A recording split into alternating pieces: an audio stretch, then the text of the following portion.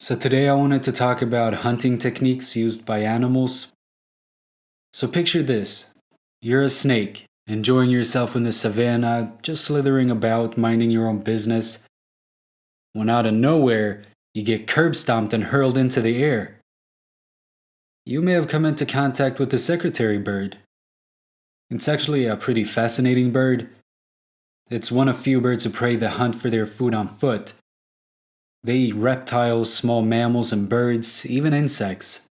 And like I mentioned before, they usually find their prey on the ground, and especially like snakes, although they sometimes stomp on grass tussocks to scare lizards and mice and stuff.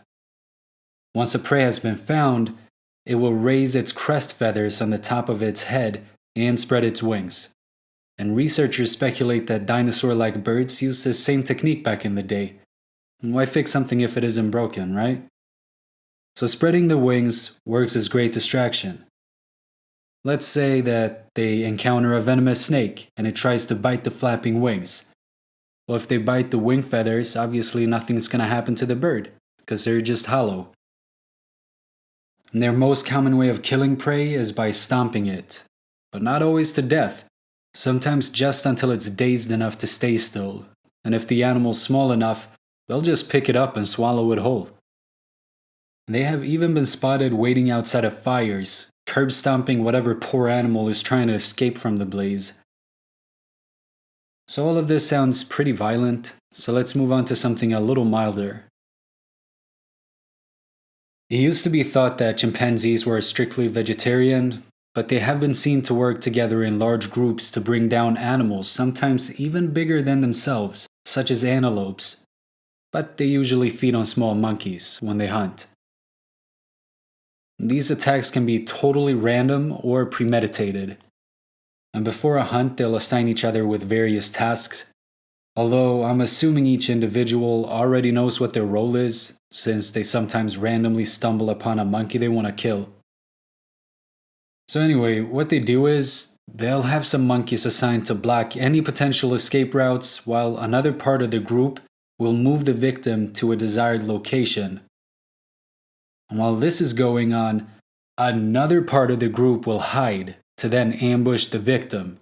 But how do chimps kill their prey, you might be wondering? Well, you would think that they'd go with the quick way to save their energy, like pretty much any other predator. But no, they literally chase them around and rip them apart and eat them alive. So this begs the obvious question, can vegetarians really be trusted? So while we think about this, let's talk about the shrew. So the shrew has terrible eyesight and usually lives in areas with lots of obstacles.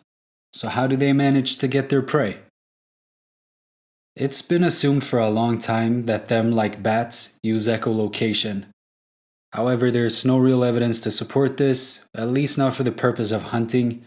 It's pretty much just used to find their way through their homes. So instead the shrews use a method called whisking. So while they're looking for a prey, they constantly move their highly sensitive whiskers around until it brushes its prey, and then it strikes the prey really fast. While their venom doesn't actually kill their prey, it just leaves them paralyzed and alive for days. And their venom is actually located in their saliva since they lack hollow fangs. So they continuously bite their prey, which allows the saliva to flow into the prey. Some shrews are even into what's known as live hoarding. They basically paralyze whatever they fancy to eat over the next few days. They then move it into a cache where they can come back to whenever hunting isn't going so well.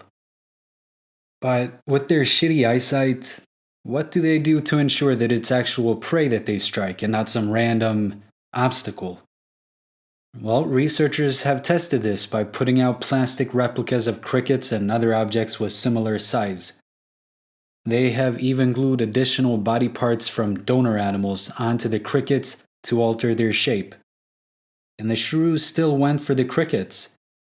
So in short, I have no idea.